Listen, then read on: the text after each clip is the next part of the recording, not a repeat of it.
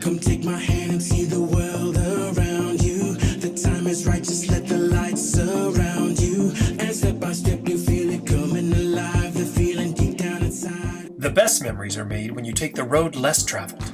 Visit wanderingbutnotlost.com for some inspiration. Hey, today we're not going to do an official Wandering Zen segment like we normally do on the podcast. I've had a very interesting couple of days. My mother is 86 years old. She lives down in Florida, and if any of you have listened to our podcast over a length of time, I go down to Florida a lot to see how she's doing. She had a situation the other day, and then yesterday she had a fall. So she hit her head on some concrete. So she had a little trip to the hospital this morning, and I just wanted to say that it's so interesting when something like that happens in your life or to your family or friends or whatever, to see how people respond and what happens during this pandemic. It is really curious to you've been hearing about what is happening in hospitals and with paramedics and EMTs and nurses and all this on the news and seeing how that's happening. I got a little bit of firsthand feeling of how that all goes down. And I just want to just quickly kind of walk through that experience, because it's the same, but a little bit different at the same time. So when it's happening to you, right? Exactly. And I got a call today from a caregiver that was going in to see my mom this morning at 8:00. And my mom she answered the door, but she had fallen down. There was a little bit of blood on her, and they called the EMTs and they came out. And just everybody's always so helpful, right? But the way they look, the way they act, and the way they are behaving is just slightly different, because everyone's being much more cautious with everything that's going on in the world right now. They took my mom to the hospital. No one could go into the hospital with her because they don't allow people into the waiting room or anything. So she was out of the ambulance on the gurney and then right into the hospital alone.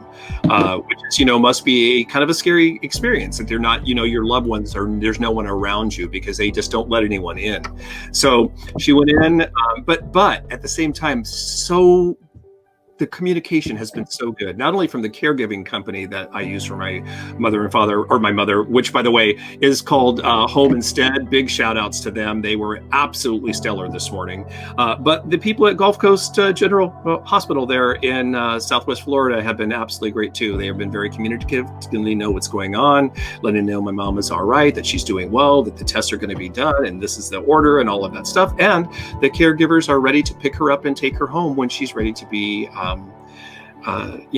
release. So I have a very good peace of mind that she's being handled in all the very best way that, she possibly can be. I give a huge shout out to all the first responders and the frontline people that take care of people right now. I mean, it's amazing, what's going on. All this kind of started to ramp up yesterday. So I went on to I was planning on going to Florida mid-June. So I wanted to move my time up. So I called the airline yesterday, which, everything is upside down right now. So I'm calling the airline to see as soon as I can get to Florida. The soonest I could have gotten to Florida was going to be tonight on the red eye. And then as I was talking to the woman, that reservation got sucked up. So wow. I could not get on in the airline that I travel. I'm sure I could have found a flight, but I know that we're not on crisis necessarily mode right now. Some of you might think I'm in crisis, but this is not, believe me. So anyway, it's on Saturday night on the red eye, and I arrive into Florida on Sunday morning. And they were so helpful with the airlines. Everyone is just being as helpful as they can, because it is all an unknown. Now, I was telling Jan before we started here, I can't say that I'm excited to fly now, because I am not excited to fly right now, but I am curious to see what the experience is going to be like, and I'm going to document and make sure that the next time we all get together on the podcast, we can talk about what that experience is like going to the airport, and what TSA is like, and then what the boarding process is like, and how you actually are treated during your flight, and just how people are respecting each other's space and all that. I'm very curious to see how that's all going to work, and I didn't think I was going to get thrown into the middle of this, but I certainly looks like I am. So I will obviously make the best of it like I always do, and we'll come out of it on the other end. But I'm just telling you, it is It's very weird when it starts hitting a little bit closer to home, even though this is not COVID related at all as far as the disease goes, but certainly the procedures and things that are happening in our life are a part of what's going on here. So and she, it's a scary thing. She's at her age and she isn't, I'm glad to hear that they're being taking the measures in the hospital, because the hospital is where you're a little bit scared about. Absolutely. About not just COVID, just people getting an infection or something. I told my mom or my wife today, we were talking about it afterwards. I'm like, well, there she goes. She's in the hospital now. I mean, that's a whole other thing, that the things that I was hoping we weren't going to have to expose her to has happened. But, everyone is being super cautious and very careful. And once again, I'm so thankful for, people that are dealing with this on a daily basis. I mean, I don't know how they do it either. So it's an amazing thing, and I just respect and appreciate that all so much. It's amazing. But life has definitely changed, and we've been talking about that for the last few weeks. I mean, no doubt about it. Well, a collective wish of good hope and prayer and good stuff for you and I know anybody listening is thinking that right now, Matt Emerson. So we're sending that all to your lovely mom. She's so cute. All right, I can see her. I heard from the home instead manager. She's like, "Well, your mom was flirting with the EMT, so I guess." Oh boy! So there you are. All right. Okay. There we are. All right. Well, safe travels tomorrow, and I know you'll be documenting all that. So I look forward to hear how that all is. You taking all your protective gear with you? Got all my gear ready to go. Got a couple masks, and it's the red eye, thank God. So, and I sleep like a rock on a plane anyway. So I'll probably be doing quite a bit of sleeping for. Well, hopefully it's not. Just to speak on traveling, my sister purchased a home in Georgia a week or so ago. They're closing on it, and they got crazy flights from Vegas to Georgia, $99 one way on Southwest. Those flights are already $89 actually. Yeah, they're already almost all gone because now things are starting to pick up. It's like the momentum of like the domino effects around the country right now of things opening. I mean, it's a little bit interesting, don't you think, Matt? Yeah, totally. I mean, the whole, I got some notifications like Kohl's is open, and I'm like, oh my gosh, I really actually want to go into the store. I was going to buy something online, and I just had to abandon the cart. I did not want to do it. It was closed for my great nephew.